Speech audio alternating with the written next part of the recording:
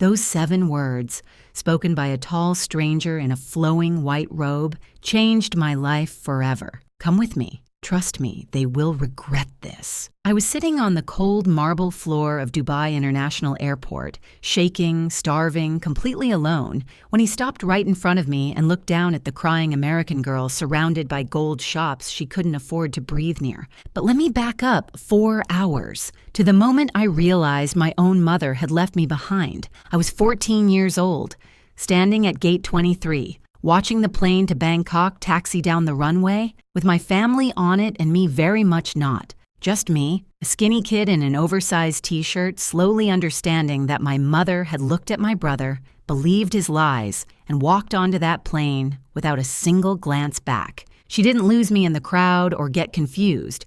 She left me on purpose. And 4 hours later, when police called her in Bangkok, when she found out what her golden boy had really been planning, when she discovered this wasn't about a vacation but about $600,000, her face went white as a corpse. To understand why this moment was actually the best thing that ever happened to me, you need to know just how invisible I'd been my whole life. My name is Molly Underwood.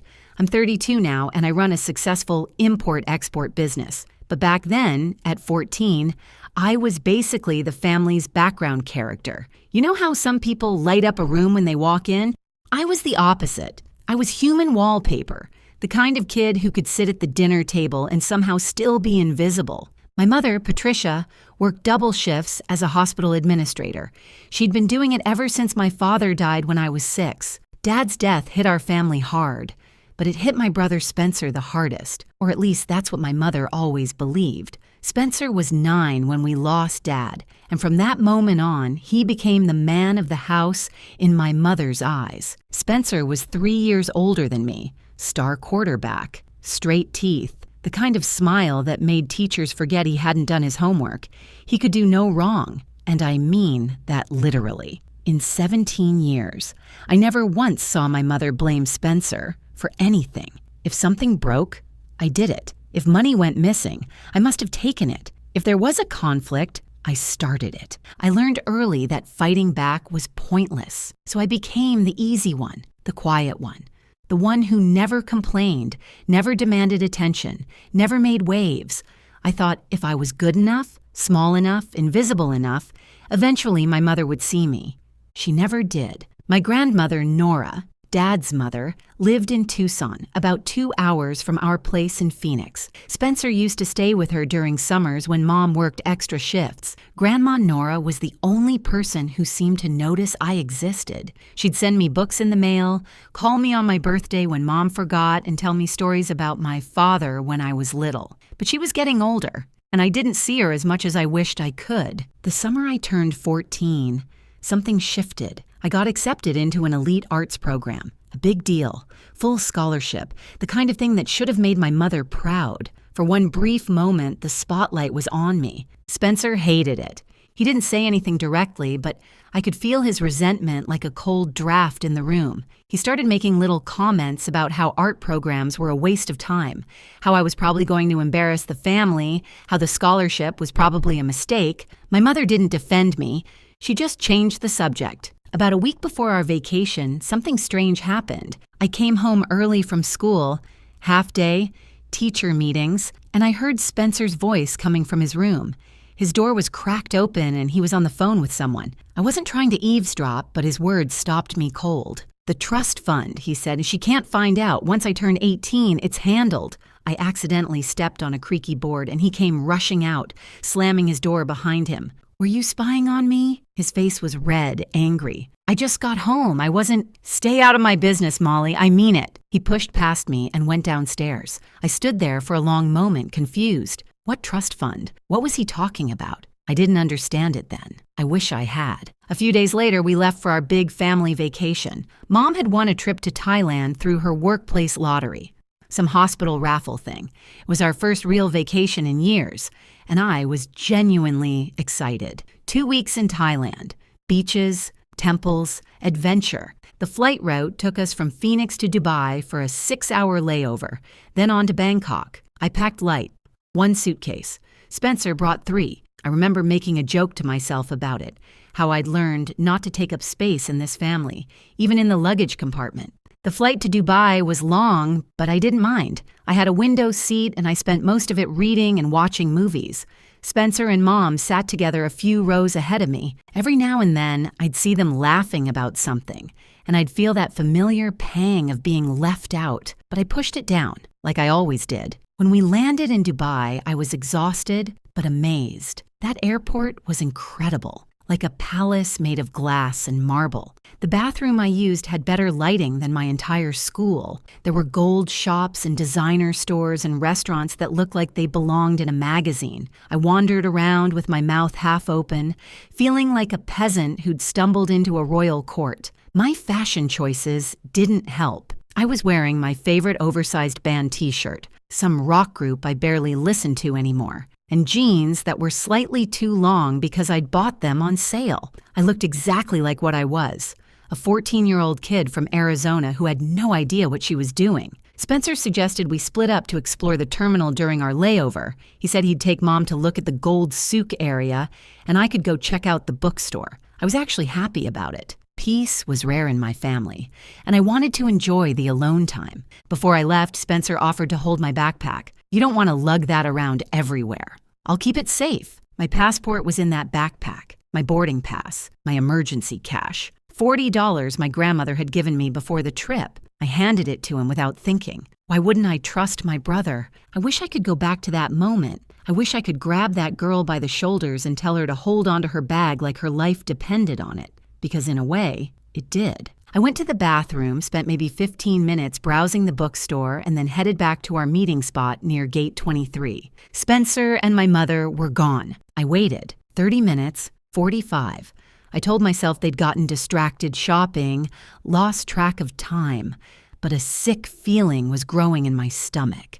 Finally, I found an information desk and asked about our flight to Bangkok. The woman behind the counter typed something into her computer, then looked at me with concern. That flight has already boarded, dear. It's taxiing to the runway now. No, my family is on that flight.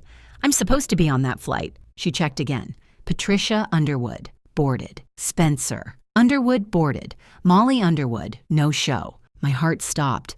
My vision blurred. I think I asked her to repeat it 3 times before the words actually reached my brain. They left me. My mother and my brother got on that plane and flew to Thailand without me. And as I stood there, frozen, I had no idea that in less than 2 hours, I would discover exactly why. Before we continue, if you're enjoying this story, please subscribe and tell me in the comments where you're watching from and what time it is there. I see every single comment, and it means so much to me. Thank you for your support. Now back to the story. I stood at that information desk completely frozen. The woman behind the counter was talking, asking if I was okay, if there was someone she could call, but her voice sounded like it was coming through water. Everything felt distant, unreal. My family had left me. My own mother had gotten on an airplane and flown away without her 14-year-old daughter. A security officer approached me, asked for my passport. I don't have it, I whispered.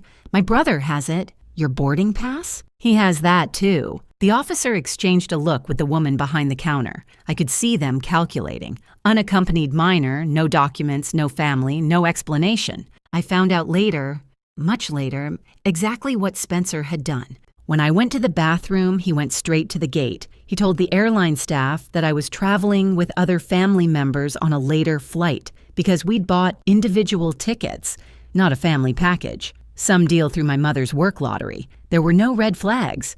The gate agent just checked his name, checked my mother's name, and let them board. But before that, he'd had a conversation with my mother. He told her I'd thrown a massive tantrum in the bathroom. He said I'd been chatting online with some boy I met on the internet and was trying to find him in Dubai. He claimed I screamed at him, said I hated the family and wanted to be left alone forever. My mother, exhausted, stressed, conditioned by years of believing whatever Spencer said, took his word for it. She didn't come looking for me. She didn't ask to speak to me herself. She just nodded, tight-lipped and furious, and followed Spencer onto that plane. She thought she was teaching me a lesson about gratitude, about not being dramatic, about knowing my place. She had no idea she was leaving her daughter stranded in a foreign country because her son was a liar. But I didn't know any of that yet. All I knew was that I was completely alone. No passport. Spencer had taken it from my backpack. No money. My $40 of emergency cash was in the same bag. No phone. My mother had confiscated it before the trip because she wanted to limit screen time during vacation. I didn't even know my mother's phone number by heart.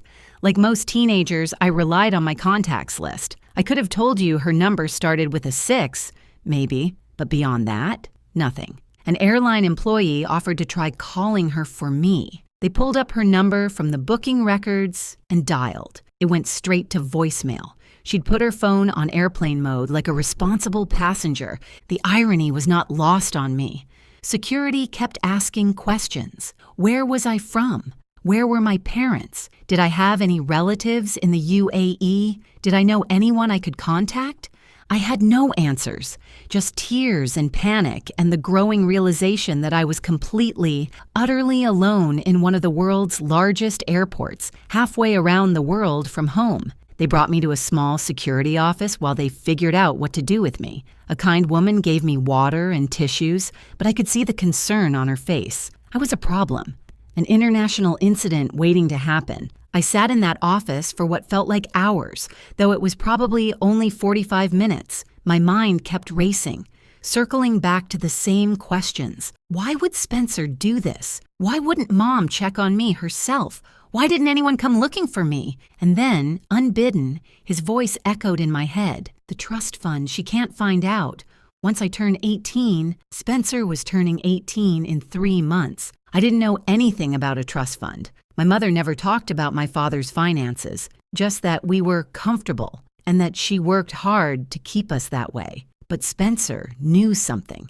He'd been hiding something, and now he'd left me stranded in Dubai, 3 weeks before our father's estate would be accessible to him. This wasn't a prank. This wasn't sibling rivalry gone wrong. This was something bigger, and I was starting to realize exactly how much danger I was in. Eventually, security didn't have more questions for me, so they released me back into the terminal with vague instructions to wait near the main concourse while they contacted the embassy. I wandered, dazed, until I found a corner near a cafe and slid down to sit on the cold marble floor. The tears came then, hot and fast. I tried to muffle them with my hands, tried not to make a scene, but I couldn't stop. I watched families walk by, kids holding their parents' hands, laughing, safe. A little girl about 5 years old dropped her stuffed bear, and her father immediately scooped it up and handed it back to her, kissing the top of her head. Such a small gesture. Such a normal gesture. I couldn't remember the last time my mother had touched me with that kind of tenderness. Maybe Spencer was right. Maybe I was unlovable. Maybe I was just a burden, a mistake, someone the family would be better off without. My stomach growled loudly, cutting through my self-pity. I hadn't eaten in at least 8 hours. The last thing I'd had was a stale airplane croissant somewhere over Europe, and that felt like a lifetime ago. I looked around at the gleaming stores, Gucci, Prada, Chanel. The airport was dripping with luxury, and I was sitting on the floor with exactly $0 The irony was so sharp it almost made me laugh. Almost. I thought about what I would do if this were a movie. In a movie, the scrappy heroine would find a clever way out. She'd make friends with a security guard, or discover a secret talent, or at least have some basic survival skills to fall back on. My survival skills consisted of making microwave ramen and occasionally remembering to do my laundry. I was doomed. The minutes ticked by. I pressed my back against the cold wall and tried to disappear. I'd spent my whole life trying to be invisible in my own family. Now I wished I could be visible, just once, to someone who actually cared. And then, just when I thought I'd hit absolute rock bottom, a shadow fell over me. I looked up. A tall man stood there, maybe mid-50s, dressed in an elegant, traditional white thobe. He had a neatly trimmed gray beard and kind, dark eyes. He looked like someone important. Someone who probably owned several of those fancy stores I couldn't afford to look at. But he wasn't looking at me with judgment or pity. He was looking at me with genuine concern. "Young lady," he said, his English accented but clear, "you look like someone who needs help, and I believe I know exactly how to give it." Every instinct in my body screamed danger.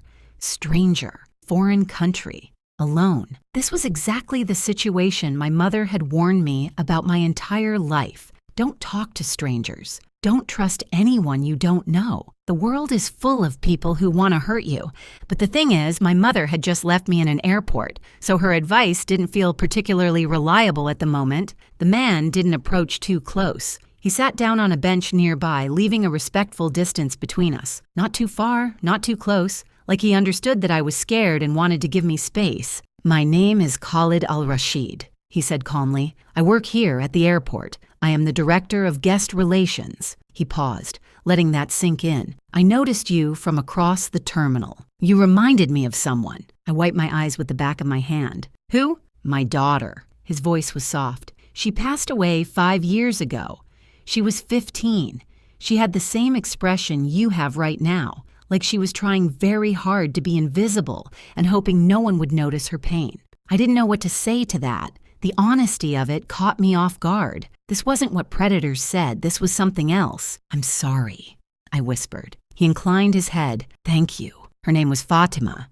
She had a heart condition since birth. We knew she would not live long, but that did not make losing her easier. He looked at me with those steady, kind eyes. "Now, will you tell me why you are sitting on the floor of my airport crying?" Something about the way he said, "my airport," not possessive but protective, made me trust him. Against every warning I'd ever been given, I started talking. I told him everything. About Spencer, about the lie he told my mother, about how she believed him instantly without question, about being marked as a no-show while my family flew to Thailand without me. I told him about having no passport, no money, no phone, no way to contact anyone. I told him about the trust fund I'd overheard Spencer talking about, how I didn't understand what it meant, but I knew it was important. Khalid listened without interrupting. His expression grew more serious with each detail, but he didn't look shocked. He looked like a man who had seen many things in his long career and recognized the shape of what he was seeing now. When I finished, he was quiet for a moment. "What happened to you," he said slowly, "is not just cruel. It is potentially criminal. Abandoning a minor in an international airport, especially with deliberate theft of identity documents, is a serious matter under international law." My heart skipped. "Criminal?" "Very serious," he nodded. "But more importantly, you are a child who needs help, and I am going to help you." He stood up and extended his hand. "Come with me. Trust me. They will regret this." I hesitated. Every alarm bell in my head was still ringing, but something deeper, something instinctive, told me this man was safe. Maybe it was the way he talked about his daughter. Maybe it was the fact that he hadn't tried to touch me or come too close. Maybe I was just desperate. I took his hand. "First," he said as we walked, "we need to get you safe and fed. When did you last eat?" "I don't know. 8 hours? 10? He made a sound of disapproval. "That will not do. Come." Khalid walked me through corridors I didn't even know existed, staff-only areas, administrative offices, behind-the-scenes passages that connected the gleaming public terminal to a world of quiet efficiency. He explained who he was to security guards along the way, and they nodded respectfully, stepping aside. I realized that Khalid didn't personally have the authority to launch some big international investigation, but he knew exactly who to contact and how to make things happen fast. He was connected, respected, and he was on my side. We ended up in an administrative office with soft lighting and comfortable chairs. A woman named Aisha, kind-faced, maybe in her 40s, sat with me while Khalid made phone calls in the next room. "You're safe now, Habibti," Aisha said, handing me a plate of food from the staff cafeteria. Chicken, rice, vegetables, warm bread. "Whatever happened, you are safe here." I ate like I'd never seen food before. That chicken sandwich, well, it was more like a full meal than a sandwich, was the best thing I'd ever tasted. Hunger really is the best seasoning. While I ate, I could hear Khalid on the phone. His voice was calm but carried an authority that made the walls seem thinner. "This is Director Al-Rashid. I need the security footage from gates 20 through 25, timestamp 1430 to 1600. "Yes, immediately." "We have a minor who was deliberately abandoned. Her documents were stolen by a family member." I stopped chewing. Deliberately abandoned. Hearing someone else say it made it real in a way it hadn't been before. My brother hadn't just left me behind, he'd planned it. An hour later, I saw the proof. Khalid's colleagues had pulled the security footage. They found the exact moment. Spencer unzipping my backpack while I walked toward the bathroom, reaching inside, removing my passport and boarding pass with a small, deliberate smile. He tucked them into his own bag, zipped it up, and walked away like nothing had happened. Then they showed me footage from the gate. Spencer whispering to my mother, her face twisting with anger. She nodded, lips pressed tight, and turned towards the jet bridge. She didn't look back. Not once. Spencer followed her, and just before he disappeared through the door, he glanced back toward the terminal. He was smiling. The footage felt like a punch to the chest. I'd known intellectually that they'd left me, but seeing it, seeing Spencer's smile, seeing my mother's complete lack of hesitation, broke something inside me. "This is very clear evidence," Khalid said, sitting down across from me. "There is no ambiguity. Your brother stole your travel documents and deliberately separated you from your family. Your mother did not verify his story. This is abandonment." I nodded, numb. "Now," he continued, "I must ask you something. You mentioned a trust fund. Your brother was concerned about money. Do you know anything about your father's estate?" I shook my head. My mom never talked about it. She just said Dad left enough for us to be comfortable. I assumed that meant, like, the house and stuff. Khalid was quiet for a moment. "Sometimes," he said carefully, "siblings do terrible things to protect what they believe belongs only to them. Sometimes parents leave behind more than houses and furniture. And sometimes those secrets become weapons." I thought about Spencer, about the phone call I'd overheard. "She can't find out once I turn 18. "My brother is turning 18 in 3 months," I said slowly. He was talking about a trust fund, something he could access when he turned 18. Khalid nodded. "When you return home, you should look into your father's documents, ask questions, find out what he left behind and for whom. You think this is about money?" "I think," he said gently, "that people reveal their true character when they believe no one is watching. Your brother has revealed his. The question now is what you will do with that knowledge." I didn't have an answer. I was 14, exhausted, heartbroken, and sitting in an office thousands of miles from home. What could I possibly do? But somewhere inside me, a small flame of anger was starting to burn. Not just sadness anymore, not just confusion, anger. My father used to call me his hidden gem. I never understood what he meant. Hidden from what? Hidden from whom? Now, sitting in that airport office with Khalid's steady gaze on me, I was starting to understand. My father had seen something. He'd known somehow that I would need protection from my own family, and he'd tried, in whatever way he could, to give me that protection. I just hadn't found it yet. Khalid's phone rang. He answered, spoke rapidly in Arabic, then turned to me with a new expression on his face. "The flight to Bangkok is still in the air," he said. "They land in approximately 90 minutes. I have contacted the authorities in Thailand and the U.S. Embassy here in Dubai. When that plane lands, your mother and brother will be met by police." My stomach dropped. Police? Child abandonment is a serious crime. International child abandonment with document theft is even more serious. He paused. "You have a choice now, Molly. You can let this go. We can arrange for you to simply fly home and you can pretend this never happened. Or?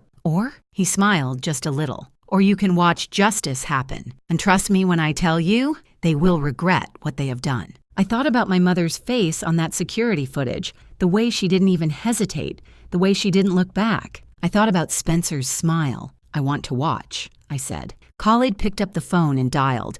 His voice was calm, but it carried an electricity that made the air in the room feel charged. "This is Director Al-Rashid. I need you to contact the International Police Coordination Office and the U.S. Embassy immediately. We have a confirmed case of child abandonment by an American family.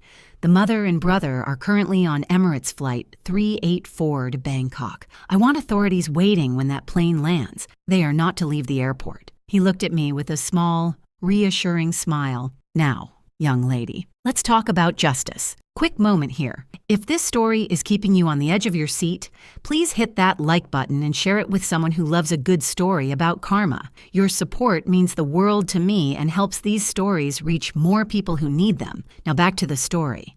The next 90 minutes were the longest of my life. Khalid's network moved fast. Within 30 minutes of his phone calls, multiple agencies were involved in my case. Dubai Airport's authority security had documented everything with official timestamps. The U.S. Embassy in Dubai opened an emergency case file for me, a stranded American minor with stolen documents. Thai authorities were notified and began coordinating with police at Bangkok's Suvarnabhumi Airport. Emirates Airlines received an alert about the situation aboard Flight 384. Everything was being recorded.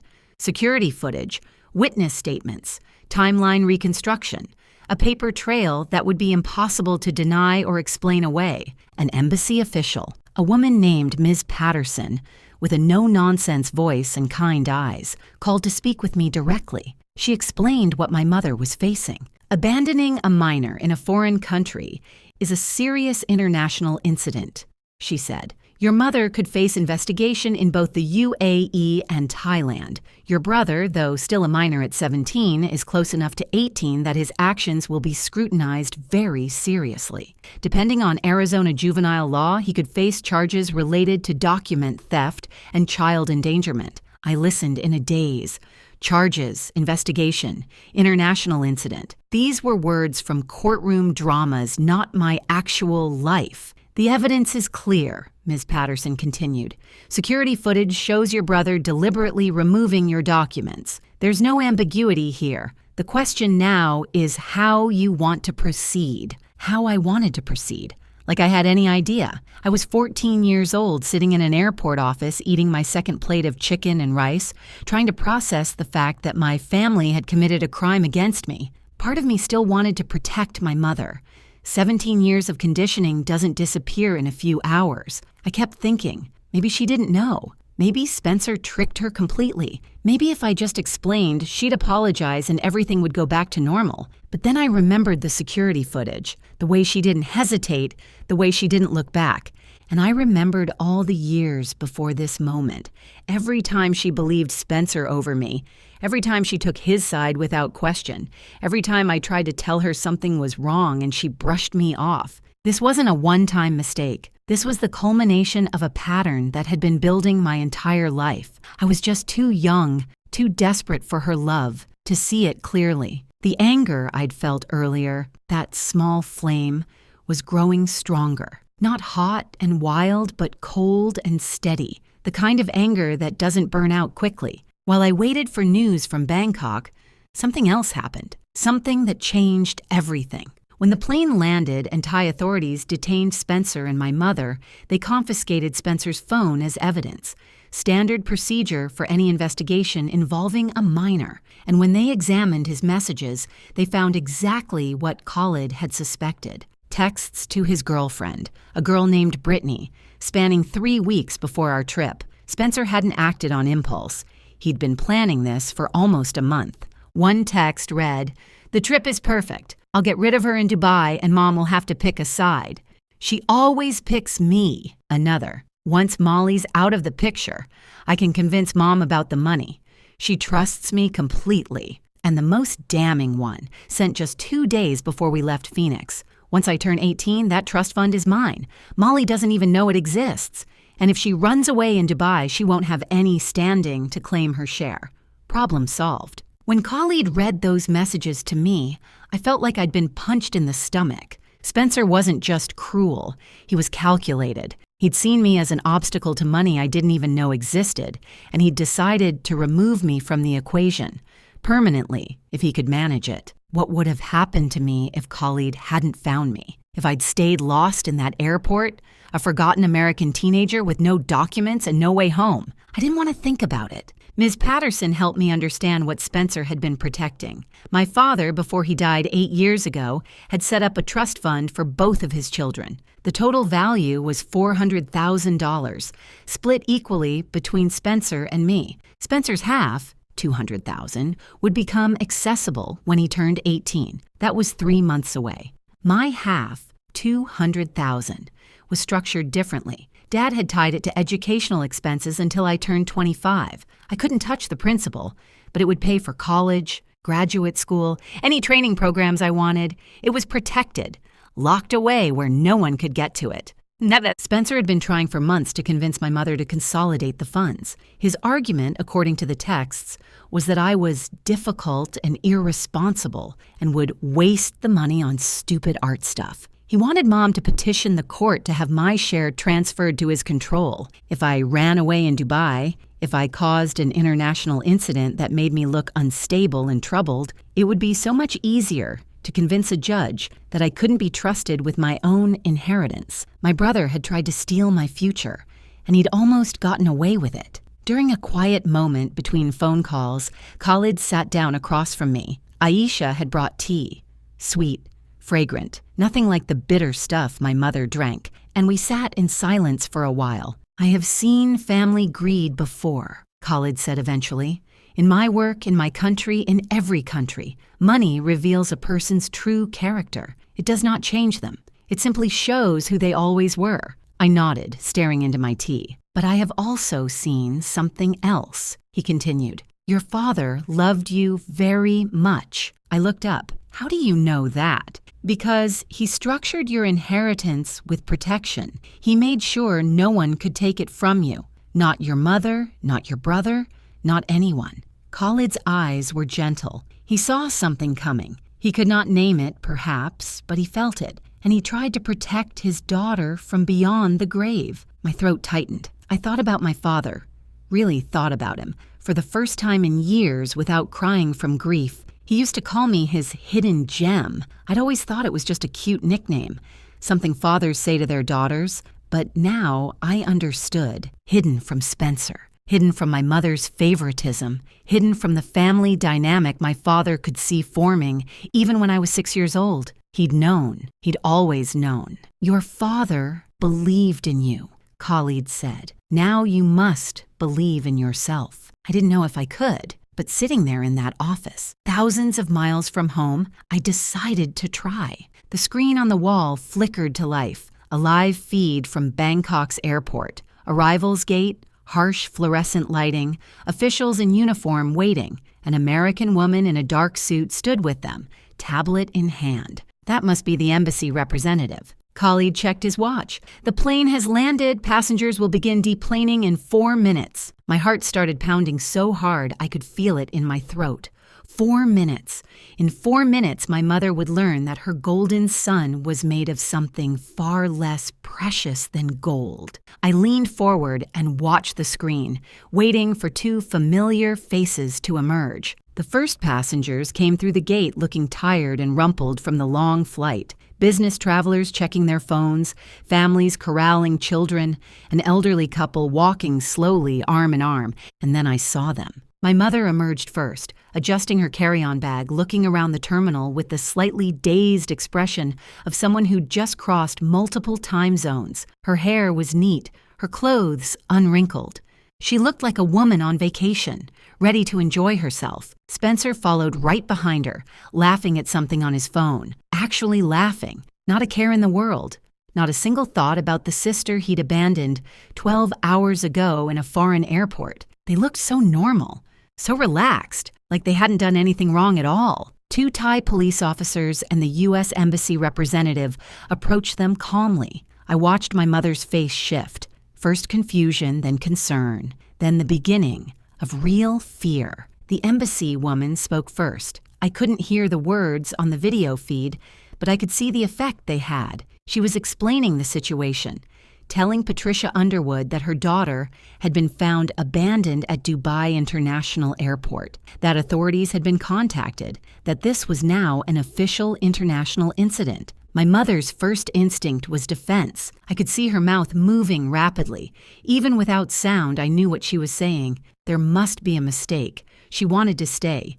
She was having a tantrum. She said she wanted to be left alone. Spencer stood beside her, nodding along, playing the supportive, concerned older brother. "She's always been dramatic. She probably did this for attention. You know how she is." The Thai officer produced a tablet and pressed play. I watched my mother watch the security footage. I watched her see her son unzipping my backpack while I walked away, trusting him. I watched her see him remove my passport with that small, deliberate smile. I watched her see him tuck it into his own bag like it was nothing. The color drained from her face. from flushed pink to pale to completely, utterly white. Spencer tried to speak. I could see him gesturing, his mouth moving fast, probably saying it was just a prank, just a joke.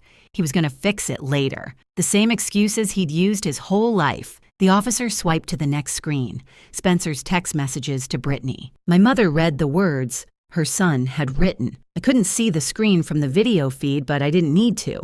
I already knew what was there. Once Molly's out of the picture, I can convince Mom about the money. That trust fund is mine. She doesn't even know it exists. Patricia Underwood's hand went to her mouth. Her whole body seemed to crumple like someone had cut her strings. Spencer's mask finally fell. I'd watched my brother charm his way out of trouble my entire life. Teachers, coaches, neighbors, our mother, everyone fell for his smile, his confidence, his easy excuses. He'd never faced a consequence he couldn't talk his way around. But you can't charm your way out of evidence. You can't smile at a security camera and make it unsee what it recorded.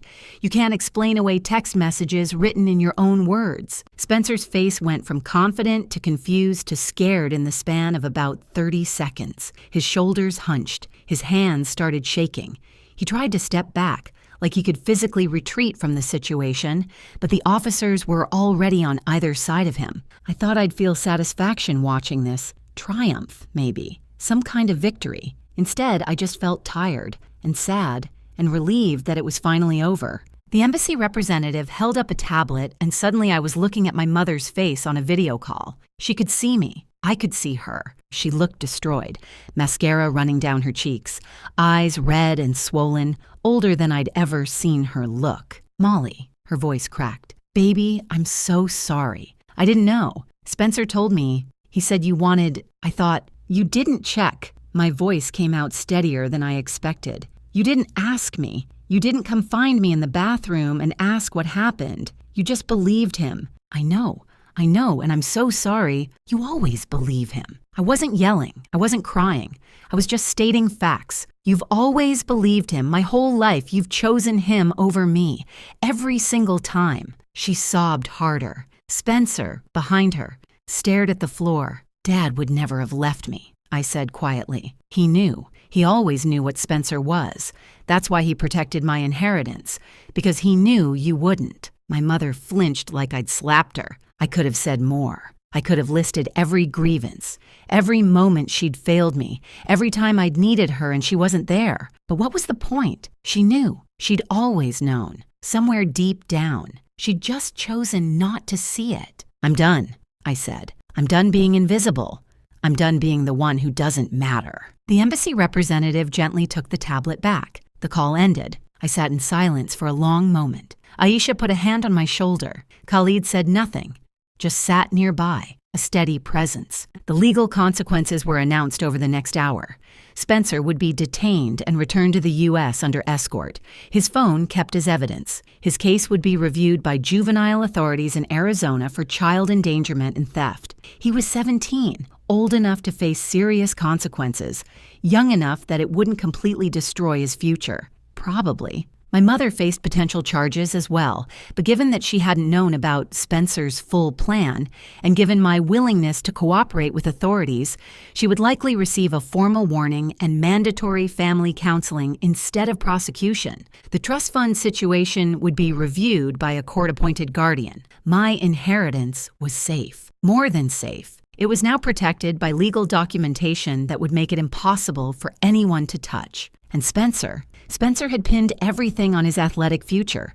Division I football scholarship, starting quarterback, dreams of going pro. That scholarship required a clean record. This incident, documented, investigated, internationally coordinated, would follow him. Even if charges were eventually reduced or dropped, the record would exist. Coaches would ask questions. Background checks would find answers. Everything he'd been trying to protect by eliminating me, his money, his future, his status, was now at risk, and he'd done it to himself. With his own words, his own actions, his own arrogant certainty that he'd never get caught. Karma, it turns out, has excellent timing. I really should have gotten popcorn. Before I left the office, Khalid arranged my return home. The U.S. Embassy had issued emergency travel documents, standard procedure for stranded American minors, so I could fly without my stolen passport. Emirates upgraded me to first class. Airline staff would escort me the entire way. Khalid handed me his business card. Old-fashioned, cream-colored, elegant. "If you ever need anything," he said, "anything at all, you call this number. It will always reach me." "Why?" I asked. "Why did you help me? You didn't have to." He was quiet for a moment. "Because you reminded me of Fatima, my daughter. She was kind like you, quiet like you, overlooked like you." He paused. "She would have wanted me to help someone who needed it, and you needed it." I hugged him. It was probably inappropriate. I barely knew him. We'd met hours ago. We came from completely different worlds. But in that moment, he felt more like family than anyone I shared blood with. "You are stronger than you know," Khalid said. "Your father was right. You are a hidden gem, but you will not stay hidden much longer." The first-class flight from Dubai to Phoenix was 18 hours of surreal luxury. Warm towels, gourmet meals on actual plates, a seat that turned into a bed with real sheets, flight attendants who treated me like royalty after the airline briefed them on my situation. I kept thinking, this is the most expensive thing that's ever happened to me, and I didn't pay a single cent. There's probably a lesson there about how sometimes the worst experiences lead to unexpected blessings, but honestly, I was too tired to philosophize. I just ate my fancy salmon dinner and watched 3 movies and slept like the dead. When I landed in Phoenix, my grandmother Nora was waiting at arrivals. She looked older than I remembered. It had been almost a year since I'd seen her, but her hug was exactly the same, strong and warm and smelling like lavender and old books. "I've got you," she said. "You're safe now, sweetheart. I've got you." She drove me to her house in Tucson, not back to my mother's place in Phoenix. That was deliberate. I wasn't ready to face my mother yet, and Grandma Nora understood without me having to explain. My mother had returned from Thailand immediately after the incident. Her vacation was over before it started. She was facing counseling appointments, legal interviews, and the wreckage of a family she'd helped destroy through willful blindness. Spencer was being processed through the juvenile system in Phoenix. He'd be home eventually, but not for a while, and when he did come home, it wouldn't be to live with me. For the first time in 17 years, I didn't have to exist in my brother's shadow. The relief was so profound, it made me dizzy. A week after I got back, my mother came to Tucson to see me. She looked like she'd aged 10 years. Hollow eyes, trembling hands, clothes that didn't quite fit right. The polished hospital administrator was gone. In her place was a woman who'd finally been forced to see the truth about her family. She didn't make excuses. She didn't try to explain away what happened or minimize Spencer's actions. She just sat across from me at Grandma Nora's kitchen table and said, "I failed you.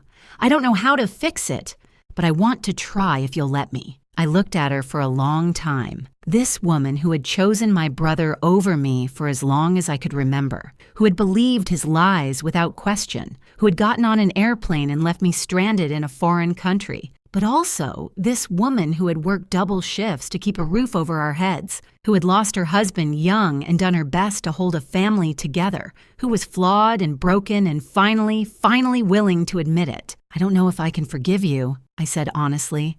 "Not yet. Maybe not ever." She nodded, tears streaming down her face. "But," I continued, "I'm willing to try if you actually do the work. Therapy, honesty, real change.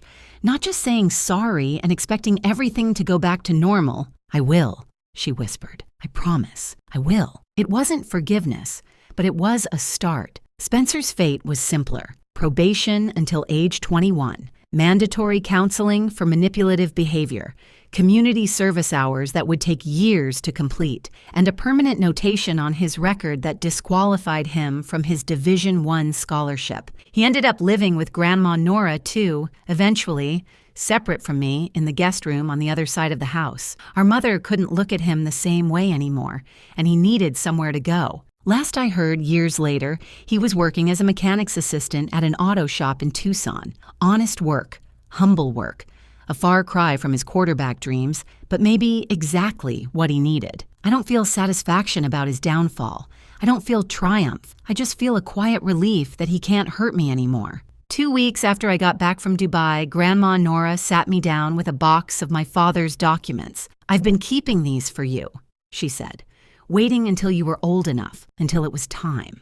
Inside, I found everything: the trust fund paperwork, bank statements, legal documents, and at the very bottom, a letter in my father's handwriting, dated 1 week before he died. He'd written it to me. He knew, even then, that something was wrong in our family. He'd seen Spencer's behavior, the manipulation, the cruelty, the way he treated me when adults weren't watching. He couldn't name it exactly, but he felt it. So he'd structured my inheritance with extra protection, locked it away where no one could touch it until I was 25 and fully independent. He'd even added a separate life insurance policy, designated entirely to me. Not out of favoritism, he wrote, but because he knew Spencer would be taken care of by our mother. I was the one who needed protecting. The letter ended with words I'll never forget. "Molly, my hidden gem, you will face storms in this family, but you are built to weather them. Be patient, be strong,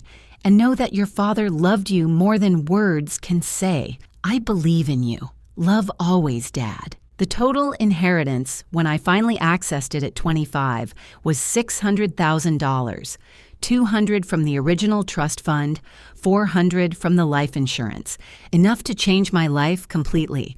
I used it wisely, started my import-export business, specializing in artisan goods from the Middle East, because sometimes the universe has a sense of humor, built it into something real and successful and entirely my own. I stayed in contact with Khalid.